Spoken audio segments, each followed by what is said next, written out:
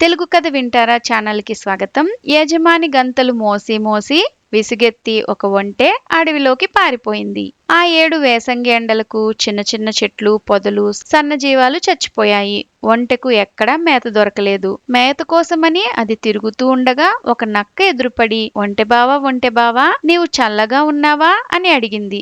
ఏమి చెప్పను నాయనా, ఎక్కడా పచ్చని పచ్చికైనా కనిపించటం లేదు. మేత కోసం 6 రోజుల నుంచి అలమటించిపోతున్నాను అన్నది ఒంటె. నా గతి అలానే ఉంది. 10 రోజుల నుంచి మేక కాకపోతే మానే మేక పిల్లైనా దొరకలేదు. నీకు మేత కావాలి, నాకు మాంసం కావాలి, మనిద్దరం కలిసి పోదామా అన్నది నక్క. ఒంటె సరేనన్నది. ఈ విధంగా 2 కూడబలుక్కుని పోతూ ఉండగా దారిలో ఒక గుంట నక్క, ఒక తోడేలు కలిశాయి. ఆ 4 కలిసి ఉండసాగినాయి. వాటికి ఎక్కడా తిండి దొరకలేదు. కడుపులు మండిపోతున్నాయి. ఇలా 10 రోజులు పస్తులతో గడిచినాయి. చివరికి తోడేలు నక్కను చాటుగా పిలిచి, ఇక లాభం లేదు, నేను నువ్వు గుంట నక్క కలిసి ఒంటెను చంపి దాని మాంసం తిందాము అన్నది. నీకు అంతా తొందరే. ఒంటె తనని తినమని మెడ చాపుతుందనుకుంటున్నావా? దానికి కోపం వస్తే మనం ముగ్గురం ఎక్కడుంటాము? అది బలంతో అయ్యే పని కాదు. నేను ఒక ఉపాయం చెప్తాను.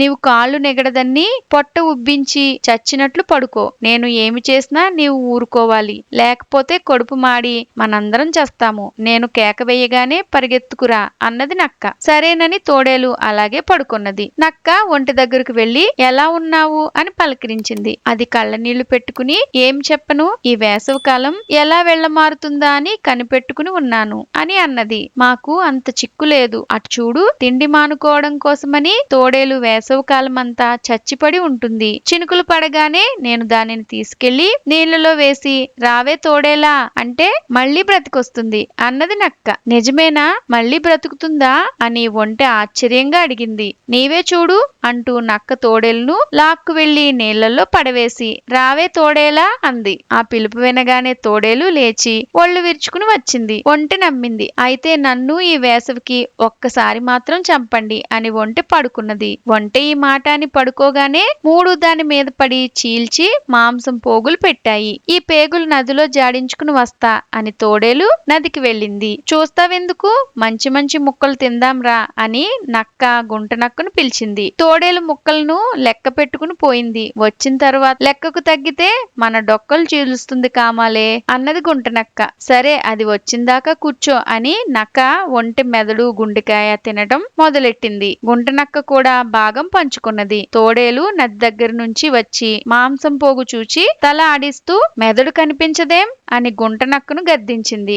గుంట నక్క నక్క వంక చూచింది. ఒంటెకు మెదడెక్కడిది, ఉంటే చంపించుకుంటుందా అన్నది నక్క. సరే, గుండెకాయ ఏది అని తోడేలు మళ్లీ గుంట నక్క వంక కొరకరా చూచింది. గుంట నక్క మళ్లీ నక్క వైపు చూచింది. నా వంక చూస్తావెందుకు, తిన్నప్పుడు నా వంక చూచి తిన్నావు గనుకనా అన్నది నక్క. తోడేలు అమాంతం గుంట నక్క వైపు దూకింది. గుంట నక్క కాళ్లకు బుద్ధి చెప్పింది. దాన్ని వదలక తోడేలు వెంటబడ్డది. ఇలా ముందు గుంట నక్క, వెనక తోడేలు పరిగెడుతూ ఉంటే నక్క ఒంటె మాంసం తిన్నంత తిని మిగిలింది తన బొరియలోకి చేరవేసింది. తోడేలు తిరిగి వచ్చేటప్పటికి ఒక ఎముక ముక్క కూడా మిగల్లేదు. నక్కను కలామెలా చూచి ఏది మాంసం అని అడిగింది తోడేలు. ఏం మాంసం అన్నది నక్క. ఒంటె మాంసం అన్నది తోడేలు. ఒంటె మాంసం మనకెక్కడిది అన్నది నక్క. నీకు బొత్తిగా మతిపోతూ ఉంది. ఇక్కడ ఒంటె మన ముగ్గురు ఉన్నామా? అప్పుడు ఒంటెను చంపడం, గుంటనక్క పారిపోవడం జరగలేదా అంది తోడేలు. అవును, గుంటనక్క పారిపోయింది. నేను గుంటనక్క వెంట వెళ్లి తినిగా ఆ మాంసం ఉండాలి. ఏమైంది ఆ మాంసం అని అడిగింది తోడేలు. ఏం మాంసం? గుంటనక్క పారిపోయిందా లేదా అంటే పారిపోయిందని చెప్పాను. మళ్ళీ మాంసం అంటావేమిటి అంది నక్క.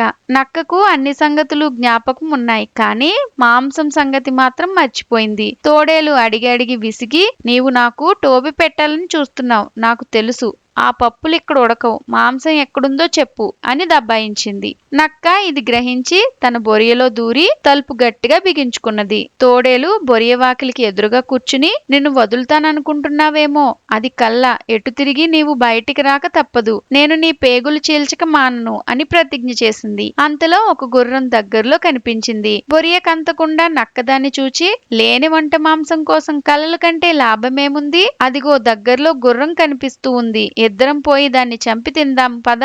నువ్వు అక్కడ నేను ఇక్కడ ఆకలితో మాడి చావటం దేనికి అన్నది. తోడేలుకు కడుపులో చొరుచొరా కాలుతున్నది. దానితో మాంసం సంగతి మరిచి వెళ్దాం రమ్మన్నది. ఆ రెండూ కలిసి గుర్రం దగ్గరికి వెళ్ళాయి. అమాంతం దాని మీద పడి చంపుదాం అంది తోడేలు. నీకెప్పుడూ తొందరే, గుర్రం ఊరికే వచ్చి నోట్లో పడుతుందనుకున్నావా? మన సంగతి పసిగడితే అది మళ్ళీ ఎవరికీ కూడా దొరకదు, కాస్త తమాయించుకో అని తోడేలుకు కన్నుగీటి నక్క గుర్రం దగ్గరికి పోయి ఇలా అంది. మిత్రమా, ఆకలితో ముగ్గురం చస్తున్నాము. ముగ్గురం చావడం దేనికి? ఒకళ్ళు చస్తే ఆ మాంసంతో మిగతా ఇద్దరు బ్రతకవచ్చు కదా అని. నీవు చెప్పిన ఉపాయం బాగానే ఉంది, అయితే ఎవరు చావాలి అంది గుర్రం. పెద్దవాళ్ల కోసం చిన్నవాళ్లు త్యాగం చేయడం ధర్మం అన్నది నక్క. గుర్రము తోడేలు దానికి ఒప్పుకున్నాయి. నక్క తరువాత ఇలా అంది. మీ అందరిలోకి నేనే పెద్దనుకుంటాను, ఎందుకంటే దేవతలు రాక్షసులు అమృతం కోసం పోట్లాడుకున్నప్పటికే నాకు చూపు మధ్యమైంది అని ఇంకేమో చెప్పబోయింది. తోడేలు వెంటనే అందుకుని, నిజమే, ఆ యుద్ధంలో నా మునిమనవాళ్లు కూడా చచ్చిపోయారు. నా మునిమనవాళ్లను సాకలేక నా తాడు తెగింది అన్నది. వెంటనే గుర్రం అన్నది, మీరు చాలా పొరపాటు పడుతున్నారు. మీకంటే నేను చాలా పెద్దవాణ్ణి. నేనెప్పుడు పుట్టానో నాకు తెలియదు, కానీ నా వెనక కాలిగిట్ట మీద నా యజమాని రాశాడు. కావలిస్తే మీరే చూడండి అని. ముసలివాణ్ణి కావడం వల్ల నాకు కళ్ళు సరిగ్గా కనిపించవు, కాస్త వెనకకు పోయి చూడు అని నక్క తోడేలును పంపించింది. తోడేలుకు బుద్ధి లేదు. నక్క మాట నమ్మి గుర్రం వెనుకకు పోయింది. తోడేలును సరిగ్గా కాళ్ళ దగ్గరికి రానిచ్చి గుర్రం పెడేలున ఒక్క తన్ను తన్నింది. ఆ దెబ్బ డొక్కలో తగిలి తోడేలు గింగిరాలు తిరిగి చచ్చింది. ఇక గుర్రం అదే పరుగు. అమ్మయ్య, ఎన్నాళ్లకు శని విరగడైందిరా అని సంతోషంతో నక్క ఒక్కసారి కూసి తన బొరియలోకి పోయి పడింది. ఇలాంటి మరెన్నో కథలు వినాలనుకుంటే తెలుగు కథ వింటారా ఛానల్ ని తప్పకుండా సబ్స్క్రైబ్ చేసుకోండి. మరొక మంచి కథతో మళ్ళీ కలుద్దాం.